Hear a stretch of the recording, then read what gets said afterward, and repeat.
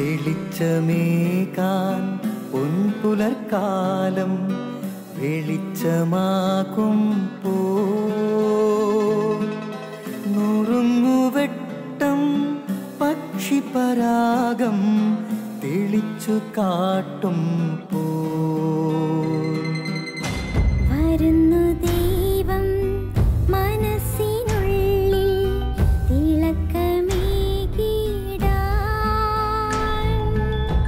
തരുന്നു ധ്യാന പ്രകാശമാർക്കും വിളക്ക് വയ്ക്കുമ്പോൾ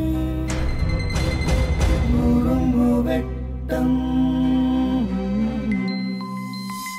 ഇറങ്ങിടട്ടെ ഹൃദന്തമെല്ലാം യുഗപ്രകാശത്താൽ മറഞ്ഞിടട്ടെ മനാന്ധകാരം യുഗപ്രസാദത്താൽ നുറുങ്ങുവെട്ടം.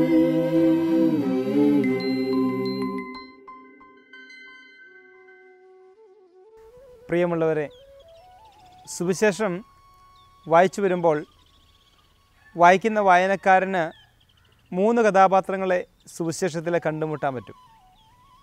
മരണം വഴി വേർപിരിഞ്ഞു പോയ 3 വ്യക്തികൾ. അതിലാദ്യം കണ്ടുമുട്ടുന്നത് ജൈറോസിൻ്റെ മകളെയാണ്. രണ്ടാമത് വിധവയുടെ മകനെയാണ്. മൂന്നാമത് ലാസർ. ഈ 3 പേരുടെയും മരണം ഈശോ നമ്മുടെ മുന്നിൽ അവതരിപ്പിക്കുമ്പോൾ, അവരെ 3 പേരെയും ഉയർപ്പിക്കുമ്പോൾ എന്താണ് ഈശോ ലക്ഷ്യം വയ്ക്കുക? ജൈറോസിൻ്റെ മകൾ മരിക്കുമ്പോൾ ഈശോ അവളുടെ വീട്ടിലെത്തുന്നു, അവളുടെ കരം പിടിക്കുന്നു, അവളുടെ അമ്മയെ അവളെ ഏൽപ്പിക്കുന്നു, അവളുടെ വിശപ്പ് പോലും ഈശോ അറിയുന്നുണ്ട്. വിധവയുടെ മകൻ മരിക്കുമ്പോൾ അവനെ അടക്കാൻ കൊണ്ടുപോകുന്ന വഴിയിലാണ് ഈശോ അവനെ കാണുക.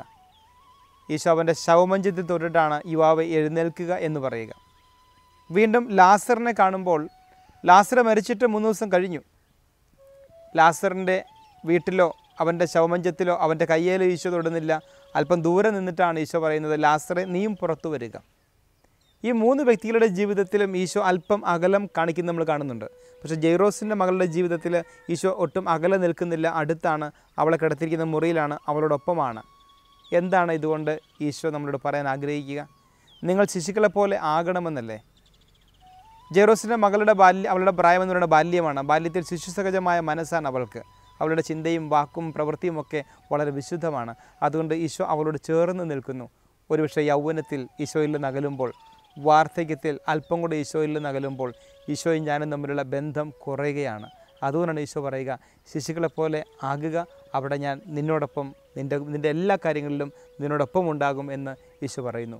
നമുക്കും ശിശുക്കളെ പോലെ ആയിമാറാം, ഈശോയെ കൂട്ടുപിടിച്ച് മുന്നോട്ട് പോകാം.